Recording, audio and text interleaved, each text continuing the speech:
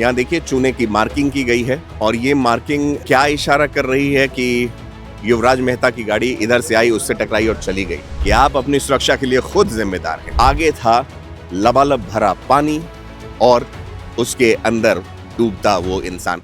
17-18 जनवरी की दरमियानी रात को हुए उस हादसे में जिसमें 27 वर्षीय युवराज मेहता का निधन हो गया, उसको देखते हुए आज तकरीबन 4 दिनों बाद अचानक से उसी घटनास्थल पर गहमा गहमी फिर से शुरू हो गई है।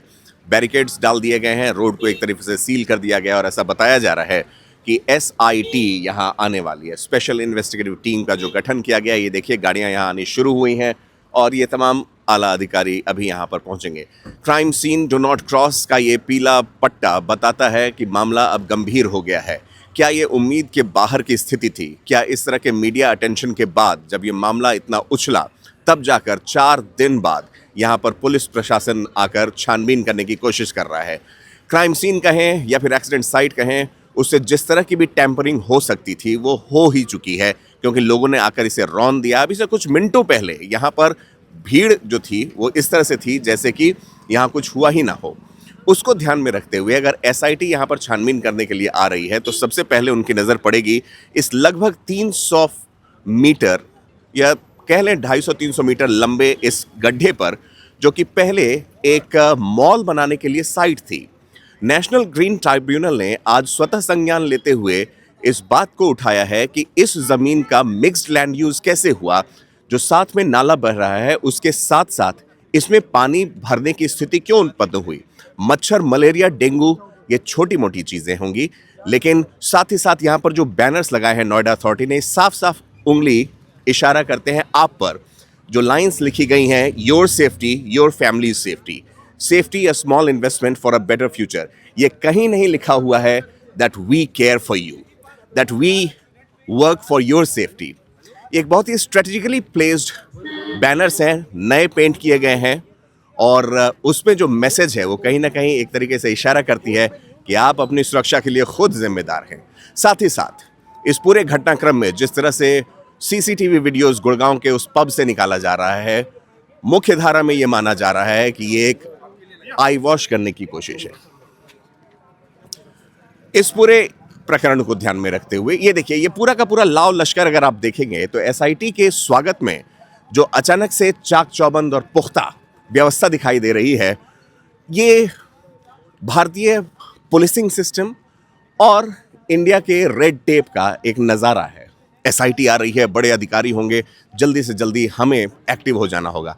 अनफॉर्चुनेटली ये स्थिति उस जान को नहीं ला पाएगी जो 17-18 जनवरी की दरमियानी रात इसी पानी में डूबकर मर गया। ये पानी यहाँ जमा कैसे हुआ, ये अपने में ही एक सिविक एडमिनिस्ट्रेटिव एपैथी का जीता जाता एग्जाम्पल है।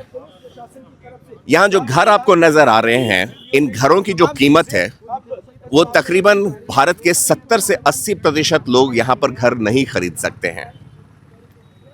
अगर आप यहाँ पर घर देखने गाहे बगाहे आ गए और अगर आप यहाँ पर प्रॉपर्टी डीलर्स के हत्थे चढ़ गए तो आपको नोच खाने के लिए तैयार रहते हैं। और अल्टीमेटली होता क्या है, जब आप यहाँ पर घर लेते हैं तो ना उस घर की कभी रजिस्ट्री हो पाती है, बिल्डर पैसे लेकर भाग जाता है और आप ठगे के ठगे रह जाते हैं और प्रशासन बोलता है कि हम बिल्डर से बात कर रहे हैं। नोएडा अथॉरिटी और बिल्डर के बीच जिस तरह की साठगांठ होती है ये छिपी हुई बात नहीं है।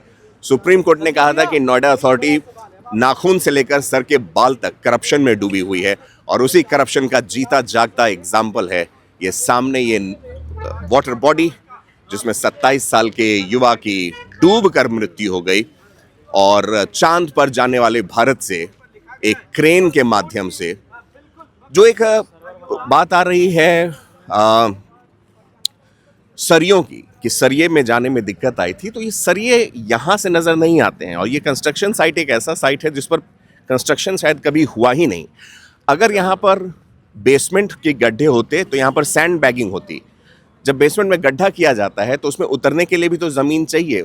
अगर वो सैंड बैगिंग की जाती तो उसमें पानी का इस तरह का जमाव नहीं होता। सरिये हैं यहाँ पर, ये जो दीवार आप टूटी हुई देख रहे हैं उसके सरिये हैं, यानी कि पहले कदम पर ही सरिये थे, आगे था लबालब भरा पानी और उसके अंदर डूबता वो इंसान। चूनों की मार्किंग की जा रही है, गाड़ियों का एक तरीके से या तो ये गाड़ियों के आने की पोजीशन बता रहा है कि जिस तरह से वो गाड़ी आई होगी। 4 दिन बाद इस तरह की मार्किंग मुझे लगता है ये एसआईटी के अधिकारियों के लिए ही समझ के लिए है कि किस तरह से ये मदद करती है। अचानक से एक्शन में आती नोएडा पुलिस।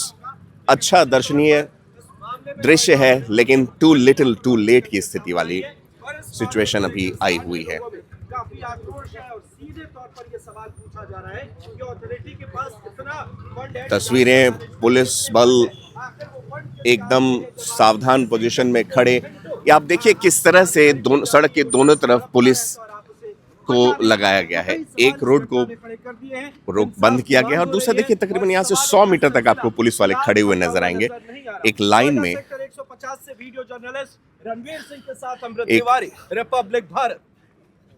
एक वीवीआईपी के आगमन पर जिस तरह से सुरक्षा की लाइनअप की जाती है, कुछ उसी तरह का ये माहौल है। यहाँ देखिए चूने की मार्किंग की गई है और ये मार्किंग क्या इशारा कर रही है, क्योंकि it doesn't take much to understand कि युवराज मेहता की गाड़ी इधर से आई, उससे टकराई और चली गई। ये चूने की मार्किंग अभी करके अगर हम एसआईटी अधिकारियों को बताने की ये कोशिश कर रहे हैं कि आइए इधर से आना है, तो ये अपने में चिंताजनक बात होगी, क्योंकि इस खबर ने पूरे देश को ही हिलाकर रख दिया है और प्रशासनिक जो एक एपथी थी उसको भी कहीं ना कहीं खोल कर रख दिया है। गहमागहमी शांत। अगली रिपोर्ट में हम आपको यहाँ आने वाले उन अधिकारियों से बातचीत करके उनसे मिलने वाली जानकारी आपसे साझा करेंगे। कैमरामैन आशीष के साथ Pankaj Kumar Mishra, one India news के लिए नोएडा से। Subscribe to One India and never miss an update. Download the One India app now.